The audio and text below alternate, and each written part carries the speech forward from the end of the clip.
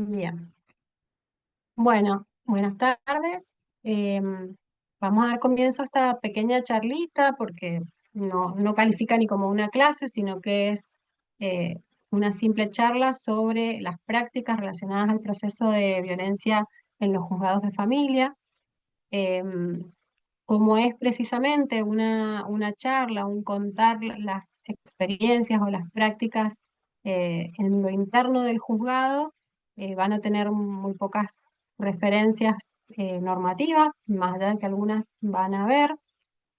pero en lo más importante la idea es compartir un poquito algunas de esas prácticas y por ahí algunas diferencias que se dan según la circunscripción. ¿Sí?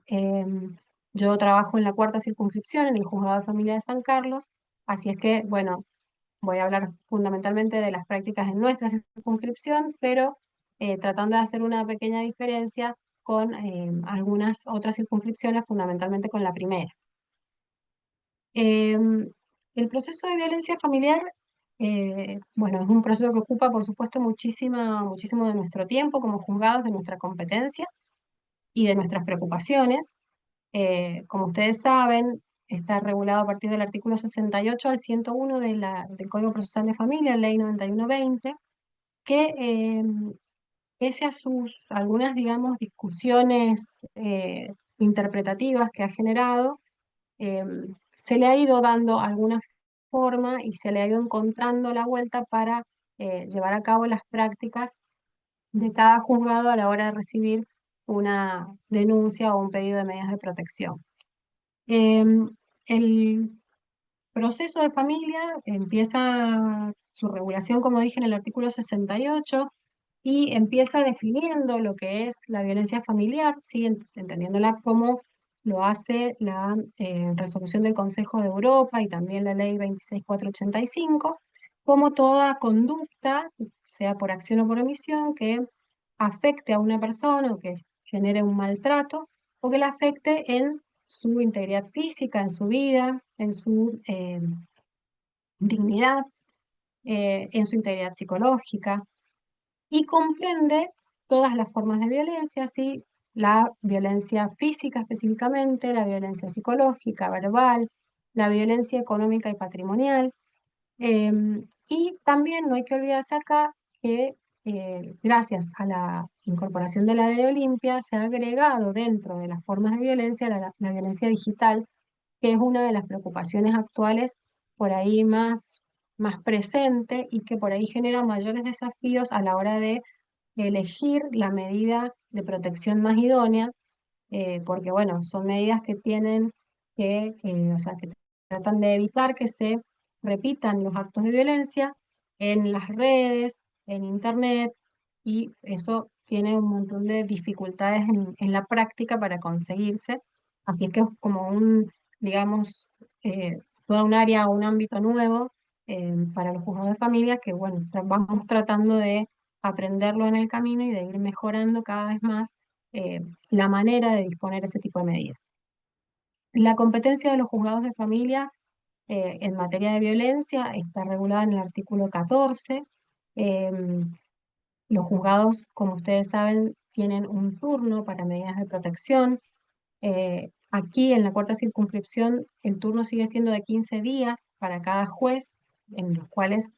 todas las horas inhábiles, es decir, las horas que no estamos cada uno en su juzgado, está uno de los jueces de la cuarta de turno para disponer las medidas que sean solicitadas por vía telefónica. Tengo entendido que en la primera los turnos son más cortos y que el teléfono, digamos, de turno se pasa de un juez a otro, creo, si no me equivoco, entre 2 y 3 días por cada juez. Em, la competencia corresponde al juzgado del domicilio de la persona que solicita la medida. La ley también se ocupa de establecer cuál es el concepto de familia, es decir, el concepto de lo que se tiene que entender por familia a la hora de tomar una medida de protección en materia de violencia y adopta en esto un concepto bastante amplio que comprende todos las personas que están unidas entre sí por un parentesco consanguíneo o por afinidad, el matrimonio mientras subsista y aun cuando haya cesado, también las uniones convivenciales durante su vigencia y después de la separación, y también los noviazgos. Y también se incluye aquí a las personas que sean allegadas, en cuyo caso es necesario que estas personas convivan con quien solicita las medidas de protección. Es decir, se refiere a personas con las que no hay un vínculo eh, de consanguinidad o de parentesco estrictamente dicho, pero sí son allegadas porque tienen algún vínculo afectivo y conviven, ¿sí? Ese es el concepto de familia que adopta nuestro Código Procesal. El código contiene una norma bastante interesante que es eh, la del artículo 70 del Código Procesal, que establece cuál es la finalidad de este proceso y adopta una finalidad que la toma de la Convención de Belén do Pará, porque dice que la finalidad de este proceso es prevenir, sancionar, erradicar la violencia familiar y prestar asistencia a la persona que sufre esa violencia. Eh, Esto está bueno que lo diga porque es como una guía para cualquier operador en el sistema de protección de violencia en cuanto a la hora de tomar una medida, de decidir sobre las pruebas, es decir, es un principio general que nos va marcando el norte que tenemos que seguir en el proceso y es lo que nos va a decir si una actitud procesal o de fondo que podamos tomar eh, concuerda con esta finalidad del proceso o no. También establece cuáles son los principios que rigen este proceso. Dice que estos principios son, en primer lugar, los que rigen para todos los procesos de familia, que son los del artículo 4, esto es inmediación, gratuidad, la oficiosidad, la amplitud probatoria y demás, pero además se rige el proceso de violencia por los principios de la Convención de Belén do Pará y establece ciertas situaciones fácticas que ya no son principios estrictamente, pero que sí tenemos que tenerlas en cuenta como operadores en materia de violencia, que son la relación desigual de poder entre el hombre y la mujer, es decir, básicamente la perspectiva de género que tenemos que tener en todo el derecho, pero fundamentalmente en materia de violencia familiar, y también podríamos decir, la filosofía de la vulnerabilidad, ¿sí? Esto de tener en cuenta todas aquellas situaciones de personas o de grupos vulnerables que puedan verse atravesados por la violencia que se está debatiendo en nuestro proceso, ¿sí? Esto es, tenemos que tener en cuenta la especial situación de vulnerabilidad que puede darse respecto de personas menores de edad, respecto de personas mayores pero con discapacidad, y respecto de adultos mayores. Si esos son los grupos de personas vulnerables que la ley expresamente solicita que tengamos en cuenta. Un ejemplo de este tipo de procesos que se da mucho, fundamentalmente acá en el Valle de Uco, son las situaciones de personas mayores de edad atravesadas por una problemática de salud mental, por ejemplo, un diagnóstico de esquizofrenia, que están a cargo de sus padres adultos mayores que presentan los problemas de salud propios de la adultez. Bueno, ese es un típico caso de violencia que se suele presentar en los juzgados, en donde a la hora de determinar una medida de protección es necesario tener en cuenta que tanto víctima como victimario son personas vulnerables. Tanto a la hora de tomar la medida, porque yo no puedo excluir sin más a una persona de un domicilio si sé que voy a dejarla en una situación de calle y con una situación de una patología mental que la coloca en un riesgo inminente. Entonces, a eso se refiere la ley cuando nos pide que tengamos en cuenta este tipo de situación. Algo que hay que tener muy en cuenta es una prohibición expresa que contiene la ley en relación a la recepción de las denuncias, que esto es muy importante, por eso lo he puesto ahí como bien destacado, que no se puede exigir nunca como requisito para la solicitud de medidas de protección la realización de la denuncia penal. ¿Sí? Esto viene de una vieja costumbre de algunos juzgados de familia, en donde se mandaba a la persona a hacer la denuncia penal para recién ahí poder darle acceso al pedido de medidas de protección. Primero que no todos los hechos de violencia implican un delito por el cual tenga que intervenir una fiscalía penal, y segundo que nunca puede ser requisito para proteger a una persona de la violencia exigirle que realice o que inste una investigación penal con la que tal vez no tiene ningún interés en hacerlo y que además no va a conseguir allí esa protección que es lo que está buscando en el fuero de familia. Bueno, en cuanto a la competencia de los juzgados de familia, está regulada en el artículo 14, ¿sí? Esto, bueno, ya un poco dijimos, tiene que presentarse la denuncia ante el juez con competencia en el domicilio de la persona que va a solicitar las medidas. Y la ley también nos da algunas características del proceso de familia, nos dice que es un proceso específico, ¿sí? Con la especificidad propia del derecho de familia, pero además con una especificidad propia que tiene que ver con la celeridad, con la urgencia y fundamentalmente con su objetivo, que es el de proteger. Por eso dice también que es un proceso proteccional en donde todos los derechos que se dirimen son derechos indisponibles para las personas, porque estamos hablando de la vida, de la integridad, de la dignidad, em, y que por esas características el juez debe hacer una verificación de daños, una verificación de la situación de peligro que corre la víctima y también del medio social y ambiental donde la familia se ubica. Después, el Código Procesal regula cómo inicia este proceso. Este proceso inicia a instancia de parte interesada y por vía de una denuncia, ¿sí? El código habla de denuncia, pero podemos decir que es una demanda estrictamente, ¿sí? Porque de hecho, cuando veamos cuáles son los requisitos de esa denuncia, vamos a ver que es importante dar los datos del victimario, los datos de la víctima, los datos del contexto sociofamiliar de la persona, los recursos con los que cuenta como apoyo, debe relatar los hechos de que ha sido víctima, cuáles son los hechos que configuran esa violencia y qué tipo de violencia es la que está denunciando. También los factores que pueden haber de peligro, de alarma, como por ejemplo la existencia de un arma de fuego, eh, la, por ahí adicción a estupefacientes que pueda tener el victimario. Y además también los medios de prueba con los que cuenta la persona y cuál es la solicitud concreta de medida que hacen. Por eso decimos que básicamente es una demanda porque contiene los requisitos de una demanda y porque contiene una pretensión específica que es la de obtener el dictado de una medida de protección.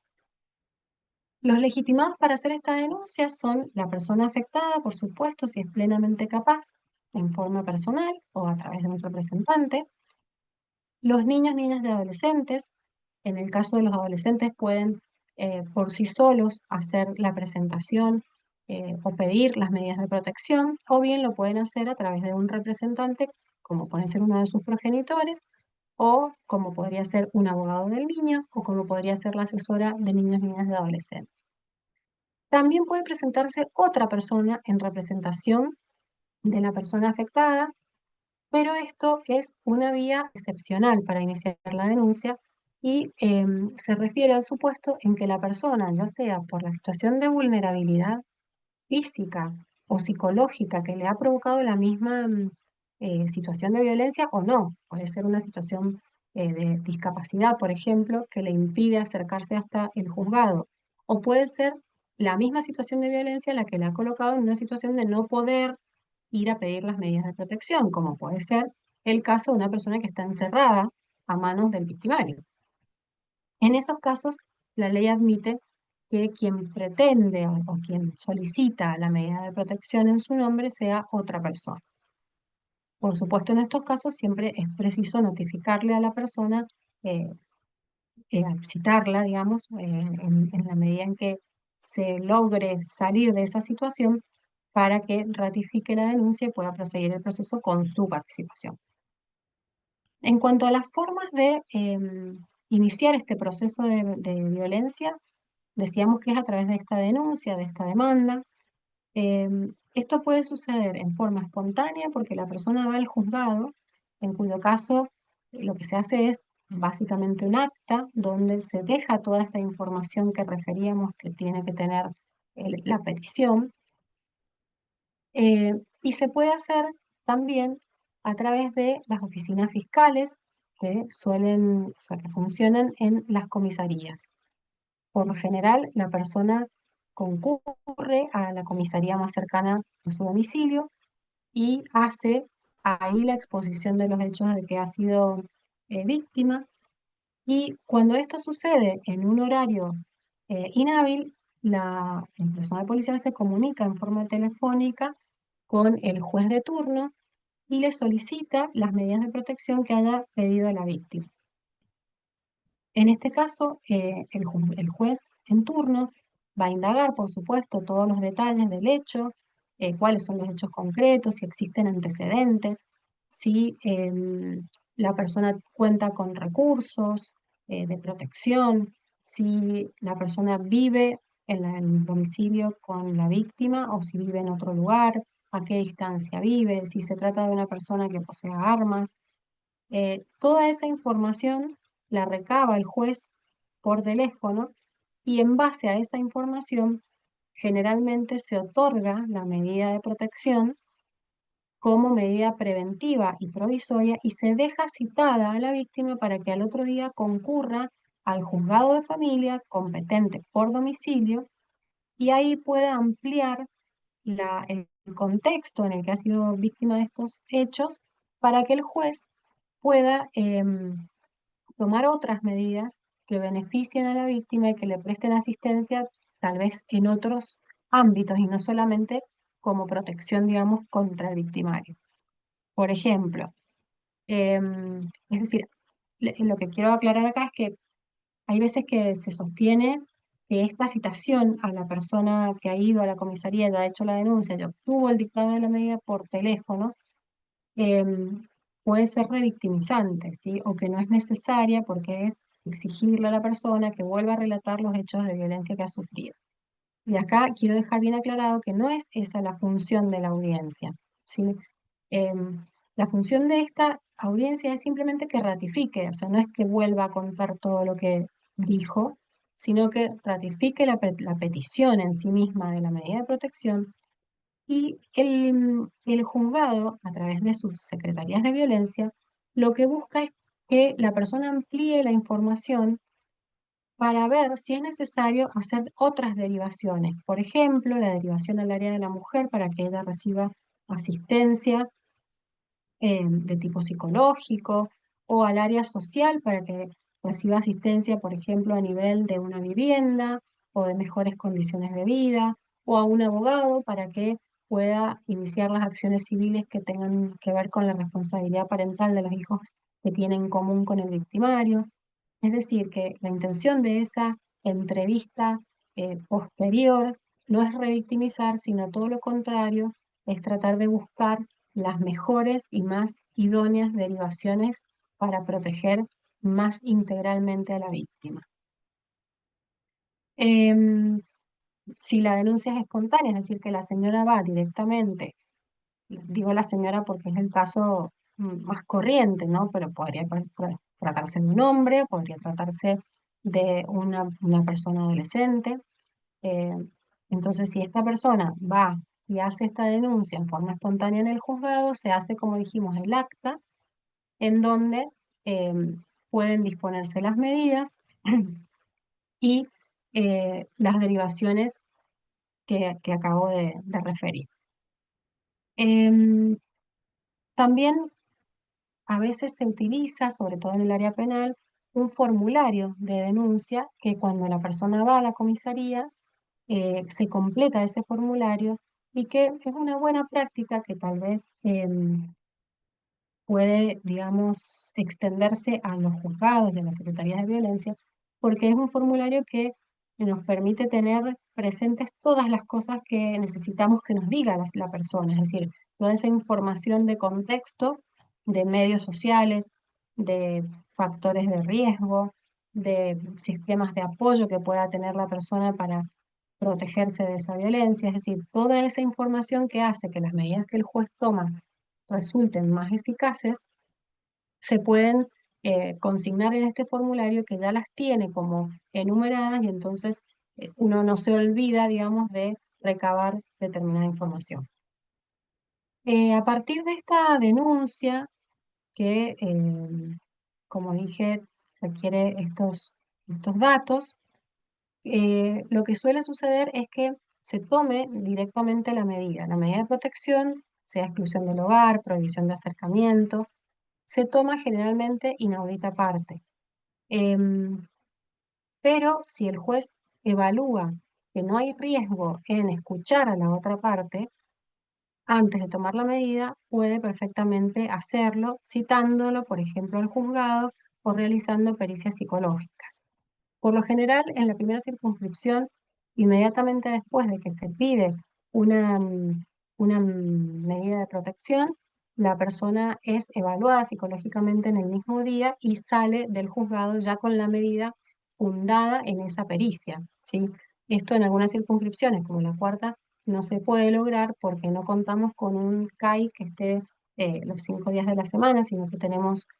algunos días de la semana solamente. Entonces es imposible que el mismo día que la persona hace la denuncia pueda ser evaluada, por lo cual generalmente se toma con la sola sospecha, que ya es un elemento, digamos, que justifica el dictado de la medida. Em, También ahí se pueden disponer otros medios de prueba, como por ejemplo un diagnóstico de interacción familiar que digamos, informe en mayor medida cuál es la situación familiar. Se puede indagar a los vecinos también para obtener mayores elementos probatorios respecto de la existencia o no de violencia.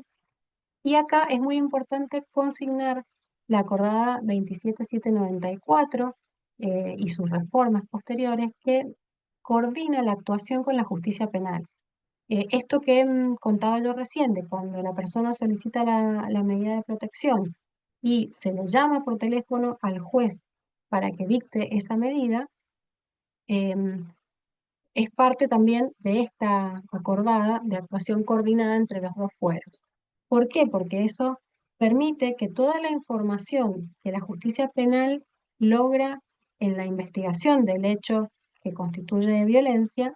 pueda ser utilizada por la justicia de familia y a la inversa. La idea es que no se reiteren las evaluaciones y que sean lo más específicas posibles y que el juez pueda valerse de esa información una sola vez sin tener que revictimizar. Por eso hablamos del EPI, que es un equipo especializado en violencia, que es el que hace las evaluaciones de riesgo y que verifica, una vez que entrevista a la víctima, cuál es el riesgo de sufrir violencia física grave que esa persona tiene, y eso es un elemento sumamente importante para que el juez de familia lo utilice como prueba de sus medidas. Eh, Todas estas evaluaciones se cargan en lo que se llama el sistema MP, un sistema del Ministerio Público Fiscal, en donde se van cargando esas actuaciones que hace la justicia penal y que a partir de esta acordada que les menciono, el juez de familia puede ingresar a ese sistema y descargar de ahí la prueba que le resulte útil y agregarla a su expediente,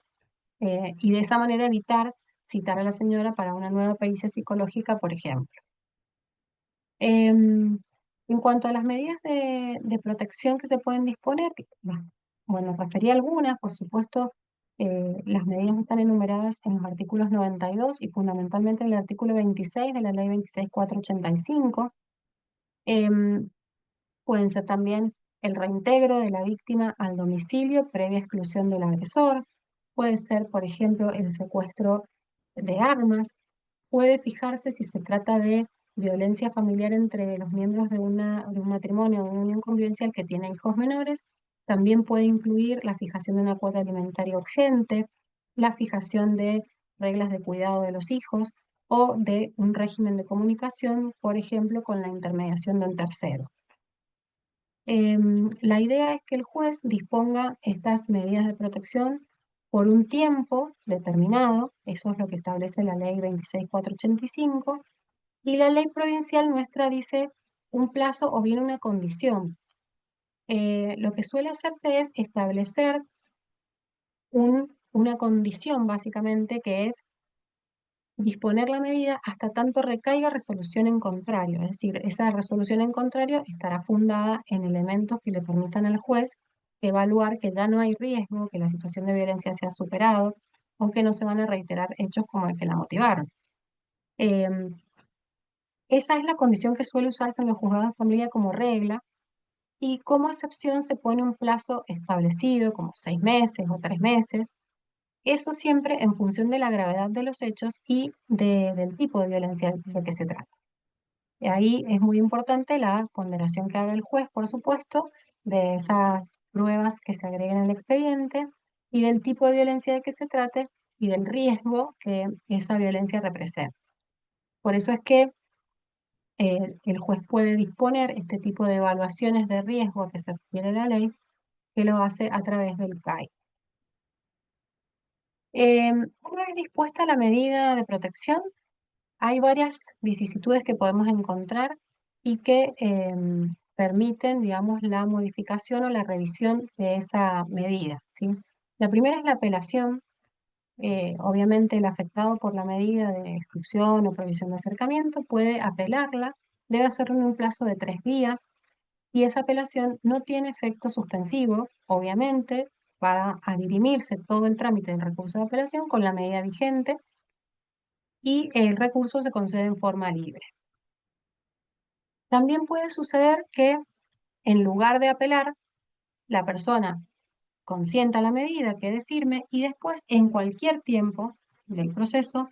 pueda pedir la modificación o el cese de esta medida. En este caso, la ley establece que a ese pedido debe asignársele el trámite abreviado, es decir, el que está regulado a partir del artículo 63 del Código Procesal de Familia, y el auto que resuelve ese pedido también es apelable. El auto va a resolver si confirma o no las medidas o si las modifica y será también apelable con el mismo efecto que si hubiese sido una apelación directamente. Em, la ley establece también un trámite posterior a la medida, ¿sí? Establece que una vez dispuesta la medida, dentro de los 10 días de notificadas, las partes tienen la posibilidad de ofrecer pruebas, rigiendo ahí el principio de amplitud probatoria, por supuesto, y de flexibilidad probatoria, y decía, hace un poco tiempo atrás, la ley que una vez producidas esas pruebas, el juez debía resolver si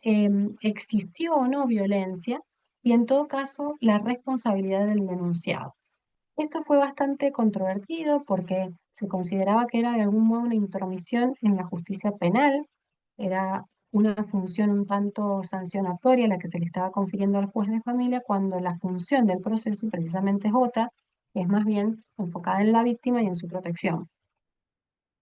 Este artículo fue modificado por la reciente ley 9609, que ahora, si bien mantiene esto de que a los 10 días de la medida pueden ofrecerse pruebas, em, lo que dice es que la resolución del juez va a definir si confirma o no las medidas dispuestas, o sea que tiene el mismo resultado que el proceso anterior cuando una de las partes solicita la modificación o el cese de las medidas. Es decir, que por 3 vías distintas podemos llegar al mismo resultado. 2 de estas vías se plantean ante el mismo juzgado de familia y la otra se plantea ante un tribunal superior que es la Cámara de Apelación. Em, una norma interesante que sí me interesa destacar tiene que ver con el artículo 95 del Código Procesal de Familia, que es un artículo que establece que el juez puede fijar una audiencia entre las partes posterior a la medida de protección, en la cual se intenta que se solucionen por la vía de la conciliación algunas cuestiones que tienen que ver con la urgencia de ese momento, de esa situación familiar atravesada ahora por una medida de protección que ha modificado la organización familiar. Esta norma también ha generado sus controversias por cuanto, según la ley 26485, está prohibida terminantemente las audiencias de mediación en materia de violencia, obviamente fundada en la desigualdad de poder existente entre las partes. Em, Sin embargo, nuestra norma procesal la admite con ciertos recaudos, como por ejemplo que la audiencia se realice por separado con las dos partes, es decir, que no estén en la misma sala, y que se puedan resolver algunas cuestiones que por ahí tienen que ver más con los hijos de la pareja, por ejemplo. Entonces, en algunas ocasiones estas audiencias se llevan a cabo, a veces con la presencia de los dos patrocinantes de las partes, si los tienen, o con las partes, pero por separado. Y se trata de organizar cómo va a ser la vida familiar y de los hijos a partir de esta medida que impide que las dos partes se comuniquen y se acerquen. Es una audiencia excepcional que como práctica corriente en la justicia de familia provincial se toma solamente a pedido de parte y tomando el juez los recaudos necesarios de evaluar si es posible una solución conciliada en el caso y según el tipo de violencia y el riesgo que represente para la víctima, eh, ver si es posible que este tipo de acuerdos se cumplan. Entonces, todos esos elementos son los que tiene que tener en cuenta el juez a la hora de decidir si hace lugar a un pedido de este tipo. Em, También el código regula las sanciones que puede imponer el juez ante el incumplimiento de las medidas.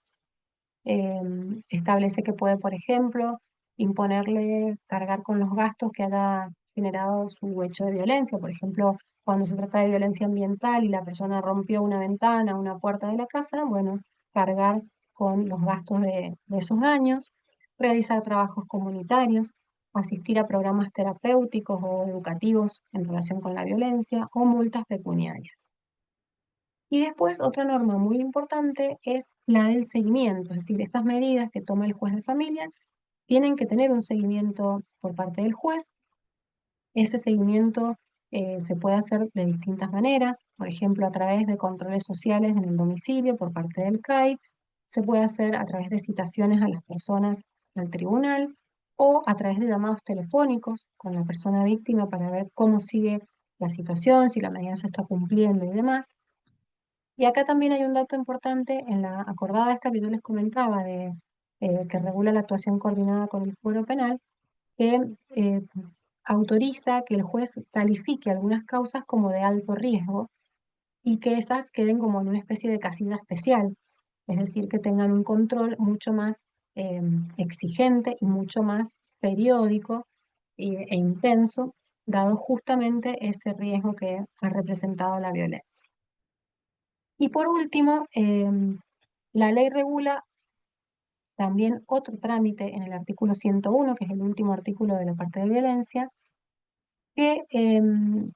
necesita para poder plantearse que haya cambiado la situación que dio origen a esta violencia, a esta medida de protección.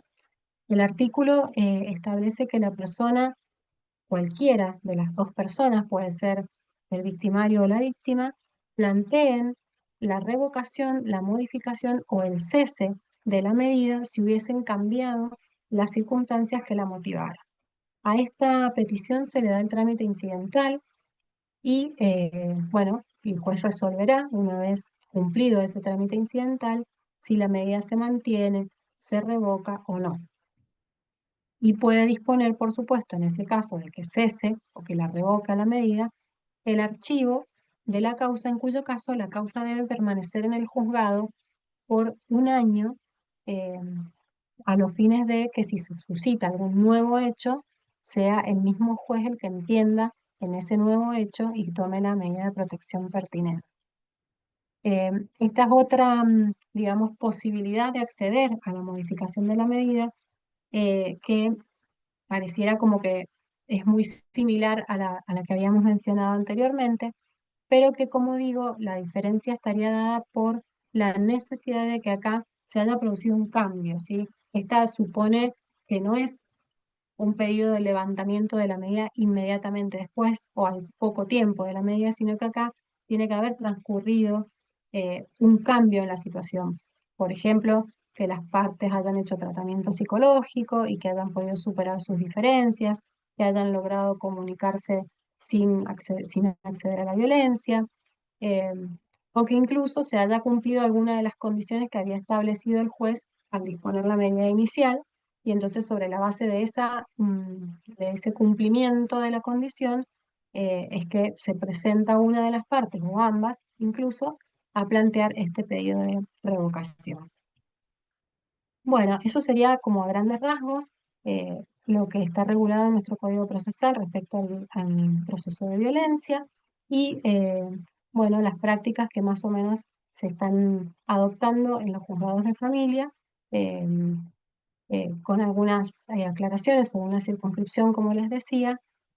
prácticas que todo el tiempo intentamos revisar y que intentamos modificar en la medida que nos van pareciendo que resultan ineficaces y que hay otras mejores. Así es que espero que a esos fines les sea útil esta pequeña charlita. Muchas gracias.